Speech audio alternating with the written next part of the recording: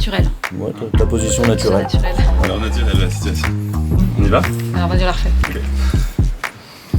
Ça tourne, on y va ? Je suis docteur Gabriel Robardet, j'ai 41 ans, je suis originaire de Toulouse. Ça fait 2 ans que je travaille avec l'INSEAD Horis en tant que chirurgien oral. J'ai une formation de médecine, c'est-à-dire que je passais par la faculté de médecine, 3 ans d'externat où on découvre toutes les spécialités médicales, et ensuite j'ai choisi la spécialité de chirurgie orale. C'est une formation d'un internat de 5 ans, et au terme de cet internat, j'ai décidé de travailler 3 ans à l'hôpital de la Pitié-Salpêtrière en tant que chef de clinique universitaire. J'ai ensuite démarré ma vie en libéral chez Horis. Donc la chirurgie orale, c'est l'évolution au niveau européen de la stomatologie. C'est la spécialité qui prend en charge les pathologies médicales et chirurgicales dans toute la sphère orale. Alors médicale, ça veut dire par exemple les pathologies générales qui ont un impact dans la bouche, ou les pathologies spécifiquement orales, et chirurgicales, c'est quand il y a besoin d'une intervention pour traiter un problème. On s'occupe entre autres des avulsions de dents complexes, on travaille beaucoup en collaboration avec l'orthodontiste pour réaliser des chirurgies afin de permettre les déplacements dentaires. On fait le diagnostic des kystes et tumeurs bénignes de la cavité orale.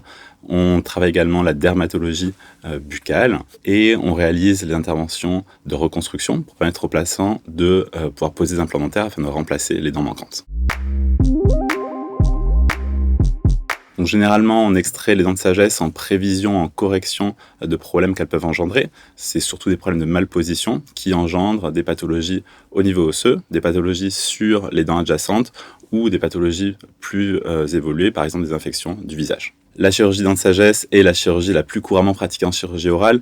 On estime qu'il y a à peu près uniquement 5% des patients qui n'auront pas de problème sur leurs dents de sagesse dans leur vie. C'est une chirurgie que l'on connaît très bien dans cette spécialité, puisque c'est la spécialité qui l'a pris en charge et que l'on pratique tous les jours. Par ailleurs, notre formation, qui est bien au-delà de l'organe dentaire, nous habitue à prendre en charge toutes les spécificités, tous les aléas qui peuvent intervenir tout autour de cette prise en charge.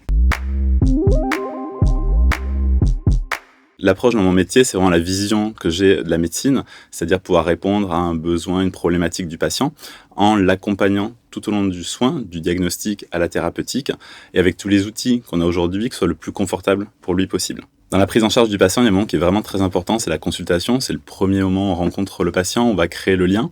C'est un moment où on va pouvoir donner l'information, répondre à toutes les questions. On sait que la chirurgie dents de sagesse, c'est souvent la première intervention que vont réaliser les patients, la première expérience sous anesthésie locale. Donc on est conscient que c'est anxiogène. On a besoin de créer ce climat de confiance. Alors c'est une étape où on travaille en équipe, on a des assistantes chirurgicales qui sont vraiment super, qui sont habituées à travailler toute la journée sous anesthésie locale, donc qui prennent en compte les attentes de chaque patient. On va personnaliser le soin, on va vraiment faire très attention pour être à l'écoute, et on place aussi beaucoup d'importance au post-opératoire, c'est-à-dire qu'on sait qu'il y a des questions, des interrogations, puis quelquefois des problèmes après les chirurgies, et on met vraiment un point d'honneur à être toujours disponible et joignable après les interventions. Ce que j'adore vraiment dans mon métier, c'est le lien qu'on va créer avec le patient. C'est-à-dire que j'ai fait médecine pour aider, ça peut paraître simple et idiot, mais j'aime beaucoup cette attention que je puisse porter et qu'ensuite le patient puisse avoir un résultat le plus efficace possible et surtout le plus confortable possible. Aujourd'hui, on a une spécialité qui est vraiment à la pointe de la technologie, avec un travail en 3 dimensions en permanence, que ce soit pour la préévaluation des chirurgies, pour la création de pièces chirurgicales. Mais au final, moi, ce qui m'anime vraiment, c'est de rendre service au patient et que le patient soit content à la fin de sa prise en charge. Donc dans la pratique de tous les jours, on a beaucoup d'attention aux patients. Il y a eu des évolutions très très importantes les dernières années sur des thérapeutiques les moins douloureuses possibles, sur aussi des thérapeutiques les moins invasives possibles. C'est-à-dire qu'on va faire en sorte que ce que l'on fait soit le plus efficace, mais en même temps le plus respectueux du corps humain, de l'intégrité de la personne. Je trouve qu'il y a une technique qui illustre bien cet aspect, c'est ce qu'on appelle les PRP, donc les plasmas riches en plaquettes. On vient prélever le sang du patient, on en récupère les facteurs de croissance et on va l'utiliser en médecine ou en chirurgie pour améliorer les suites opératoires, accélérer la cicatrisation. Ce qui me plaît beaucoup dans cette approche pluridisciplinaire, c'est de pouvoir au quotidien communiquer avec les collègues, échanger sur les cas des patients, voir l'avancée des plans de traitement. Au final, on apprend aussi beaucoup, ça me fait grandir et ça me fait accompagner les patients de manière beaucoup plus efficace.